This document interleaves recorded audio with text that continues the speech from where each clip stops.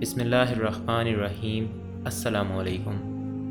آج اس ویڈیو میں آپ سے حضرت علی رضی اللہ تعالیٰ عنہ کے بتائے ہوئے جنت سے متعلق خوبصورت اقوال زری شیئر کروں گا۔ اہل جنت کے سردار مخلص اور نیکوکار ہوں گے۔ اللہ تعالیٰ کی مغفرت وہی حاصل کرتا ہے جو برائی کے عوض بھلائی کرتا ہے۔ موت کے لیے کمر کس لے، کیونکہ موت تجھ سے ضرور ملاقات کرنے والی ہے۔ یہ تین چیزیں جنت کے خزانوں میں سے ہیں: مصیبت، صدقہ، مرض کو چھپانا۔ بلا شبہ تو بہشت میں ہرگز داخل نہیں ہو سکتا جب تک کہ اپنی گمراہی، گناہوں اور نافرمانیوں سے باز نہ آ جائے۔ بہشت میں جانے والے ہمیشہ ناز و نعمت میں رہیں گے اور دوزخ میں گرنے والے ہمیشہ تکلیف میں رہیں گے۔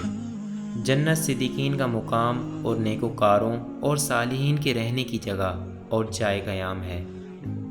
بے شک اہل جنت وہ لوگ ہیں جو کامل ایمان، نرم مزاج اور حلیم طبع ہیں، اور بلا شبہ پرہیزگار وہ ہیں جو گناہوں سے بچنے والے، پاک دامن اور محسن ہیں۔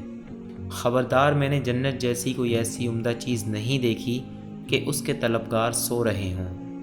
اللہ تعالیٰ نے بندوں کے حقوق کو اپنے حقوق کے لیے گویا پیش خیمہ بنایا، بس جو شخص بندوں کے حقوق ادا کرتا ہے وہ آخرت میں نفس کا جہاد جنت کا مول ہے۔ اور جن لوگوں کو جنت کی قدر معلوم ہے وہ سمجھتے ہیں کہ اللہ تعالیٰ کے ہاں وہ نہایت عمدہ بدلہ ہے۔ خبردار، تمہاری جان ایسی قیمتی ہے کہ جنت کے سوا کوئی چیز اس کا عوض اور مول نہیں ہو سکتی۔ بس تمہیں چاہیے کہ جنت کے سوا کسی چیز کے عوض اسے فروخت نہ کرو۔ جسم کی صحت کا انحصار حسد کی کمی پر ہے۔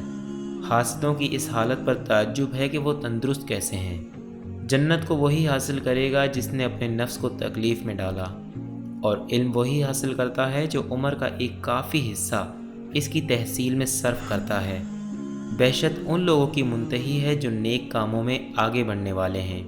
جو شخص اللہ تعالیٰ کے ساتھ حسن ظن رکھتا ہے وہ جنت حاصل کرنے میں کامیاب ہو جائے گا۔